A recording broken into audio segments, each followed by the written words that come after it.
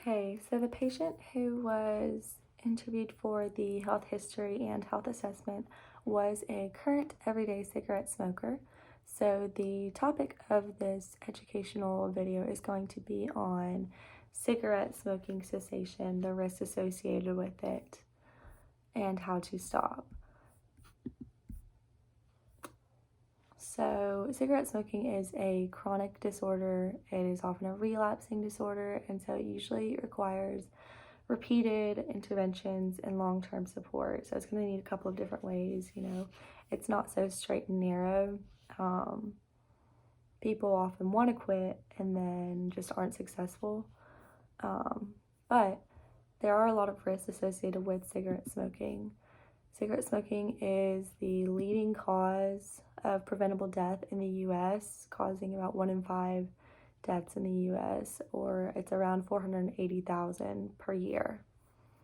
Some risks of cigarette smoking, cancer is one of the biggest ones. About 90% of all lung cancer deaths are rooted in cigarette smoking, as well as about 80% of deaths or 8 out of 10 from chronic obstructive pulmonary disease are caused by smoking. Even as little as smoking 5 cigarettes a day or fewer can start to show signs of cardiovascular disease.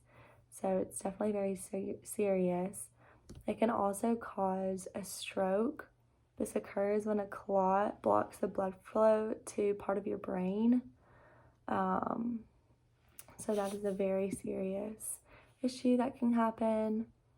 It can also cause asthma, or it can trigger asthma. It doesn't cause asthma, but it can trigger an asthma attack or make it worse.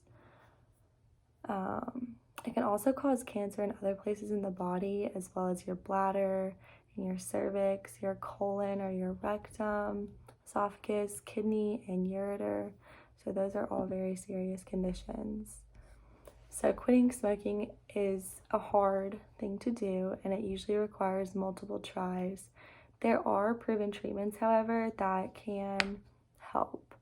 So medications are one way that you can quit smoking cigarettes. These are going to be like nicotine replacement therapies.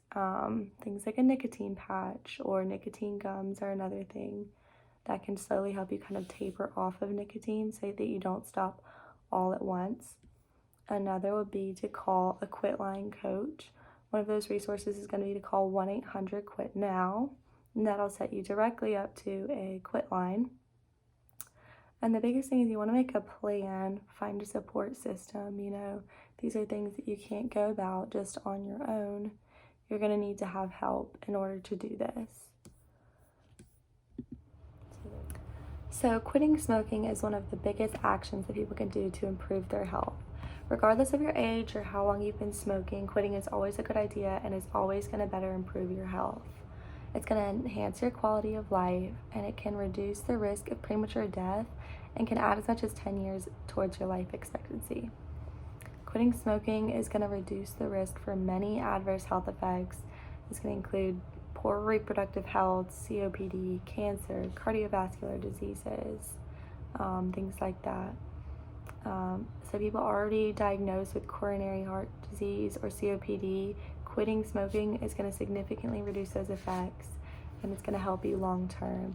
It's also going to reduce the financial burden that smoking places on people, as well as healthcare systems and society. So quitting earlier in life, the sooner you do it, the better you are off, but there is no wrong time to quit smoking. Even people who smoked for many years or smoked heavily are still going to benefit from quitting. It's the single best way that you can protect yourself, protect your family members, coworkers, friends, anyone that you're around. It's also going to prevent them from getting effects from secondhand smoke.